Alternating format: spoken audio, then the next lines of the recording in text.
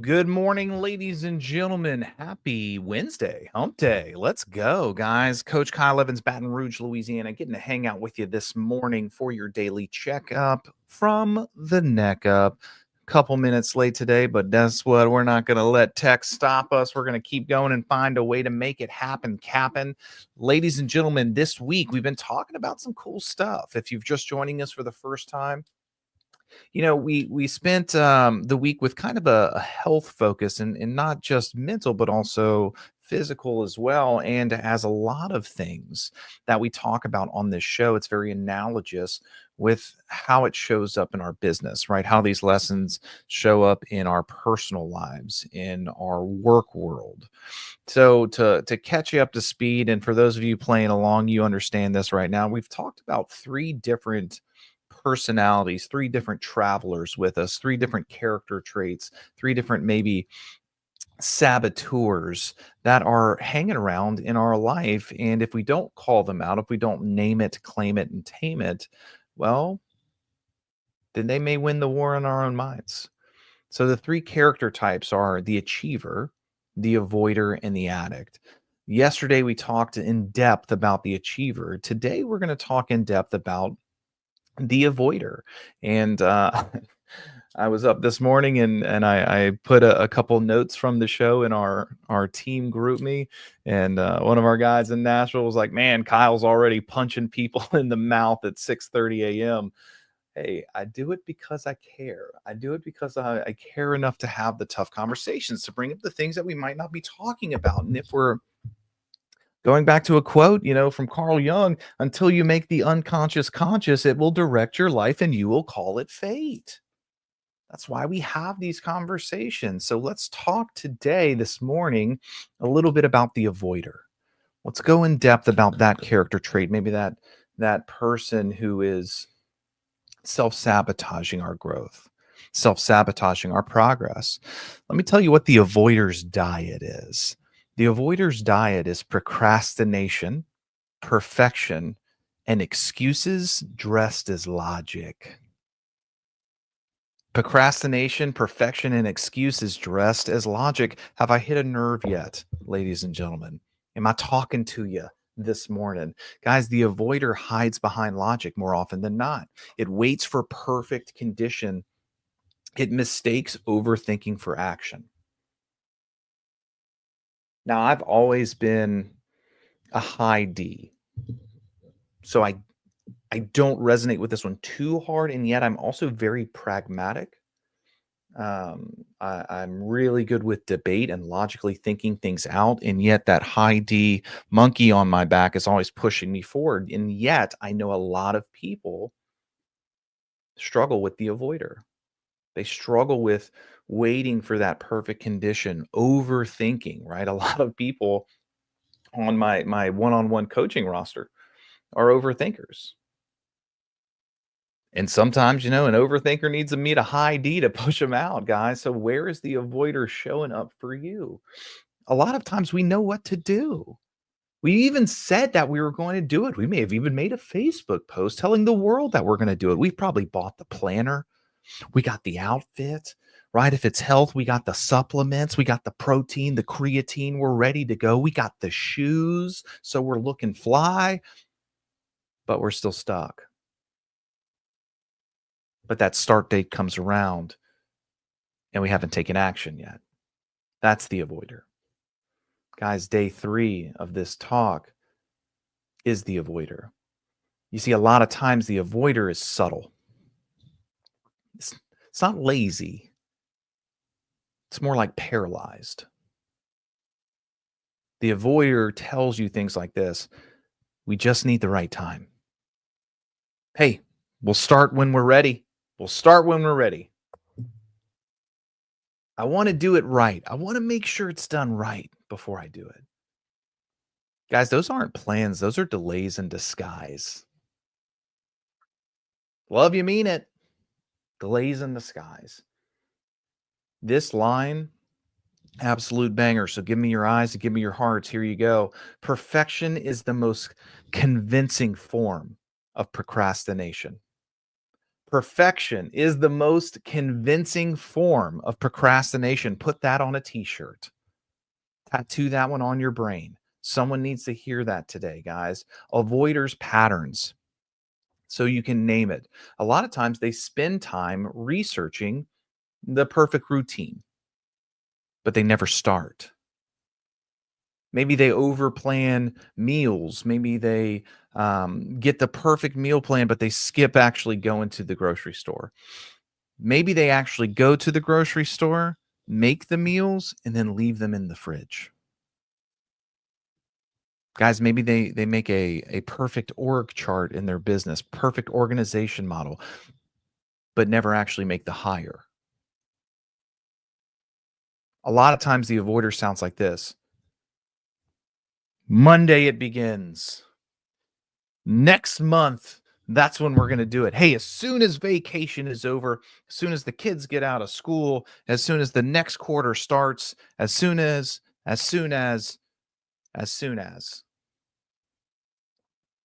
It's a pattern. And a lot of times our pattern comes from feelings. Some of the core emotions of the avoider is the fear of failing. It's a real fear. I'm definitely not the guy. If you've been to my talks, you've been to my seminars, you've been to my coaching, you know I'm not the one who's going to tell you that fear is not real. Yeah, it is. Fear of failing is an absolutely real fear that people experience. The question is, are you letting failing classify you in your mind and your heart as a failure? And if you're awake, you know that that's not the case because everyone fails all the time, often and always. Another core emotion is the fear of doing it wrong. It's the fear of doing it wrong, AKA the fear of being rejected or thought less than by others from doing it wrong. I was sharing with the room one time, the CIA did a study and they had a bunch of people, I think it was like 20 or so people in a room. And everybody was actors except one person. And they drew a square on the board, right? Big square on the board. And they said, all right, guys, what shape is this? And they went one by one. And every actor said triangle, triangle, triangle, triangle. And it was clearly a square on the board. When they got to the person who wasn't an actor, what do you think they said? They said triangle. It's the fear of doing it wrong. Another core emotion for the avoider is shame for already being behind. Comparing yourself to the Joneses, right? Comparing yourself to the highlight reel of social media, the story that everyone wants you to know. So, hey, I'm already behind. So, what's the point, right? You avoid doing it. You avoid even starting because you're so far behind. Ladies and gentlemen, boys and girls, life is long. Life is long. The best time to start is the present. Starting imperfectly, it feels vulnerable. So instead, the avoider overthinks. But overthinking, it feels like action. It feels like we're doing something, but it's not. Why do avoiders avoid? Well, a lot of times it's not because they're lazy. If I'm talking to you, it's not because you're lazy. It's because you're scared. Truthfully, deep down, it's some sort of fear that you're scared of. The avoider, a lot of times, they want control. And control requires certainty. And certainty breeds safety or the perception of safety. Health, business, wealth, a lot of times it's messy. If I'm doing it, if I'm putting myself out there, if I'm taking risks, I'm exposed. I'm not safe. I'm not certain. A lot of times the avoider, they avoid failure by never starting. They avoid judgment by staying in prep mode, getting ready, aim, aim, aim, aim, aim. Think about firing. Don't fire. Aim. If we stay in prep mode, we never have to be judged for our actual results. Guys, business, health, it's not a test, it's a practice. Progress comes from exposure. Progress comes from doing the thing. Progress comes from taking the chance. Progress comes from practice, from execution, not from perfection, because perfection doesn't exist. Stop setting yourself up in your mind for some ideal that never ever comes true for anyone. There's an age old saying, be careful meeting your heroes because you find out that they're just human. Stop holding yourself to uh, a goal, a platform, a podium of perfection that you'll never hit. You can't learn to lift weights if you never pick one up. You can't learn to master business if you never start. You can't learn to be the best person with for sale by owners, expires, withdrawals, listings if you never actually work at them. Movement beats the perception or the idea of mastery because the truth is, movement, in fact, leads to mastery. If you want to break the loop, lower the barrier.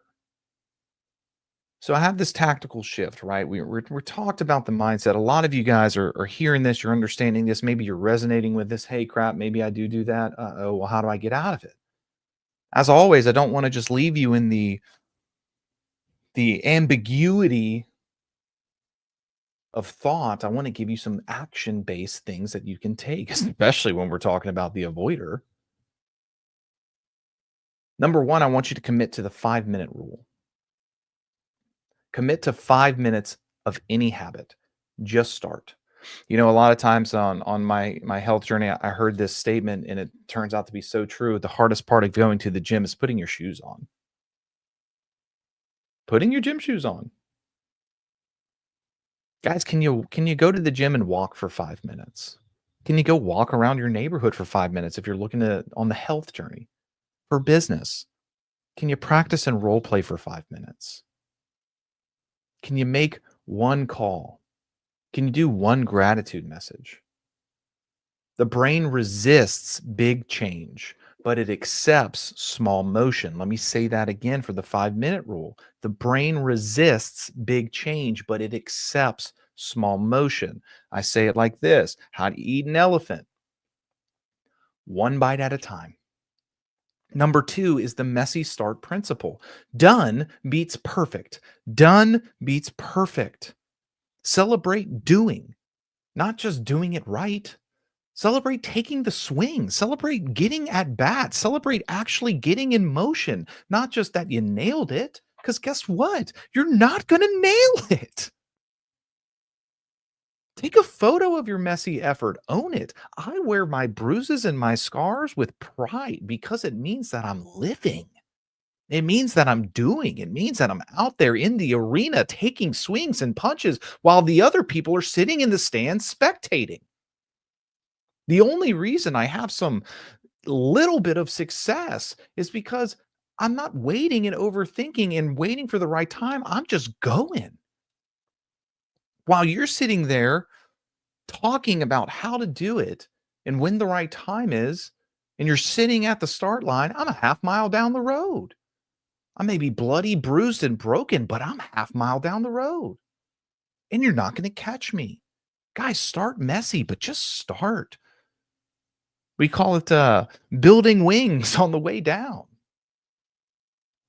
So number one is the 5 minute rule, right? Just start something, do it for 5 minutes. The brain will accept small action. The next is messy start. Done beats perfect. Number three, here we go.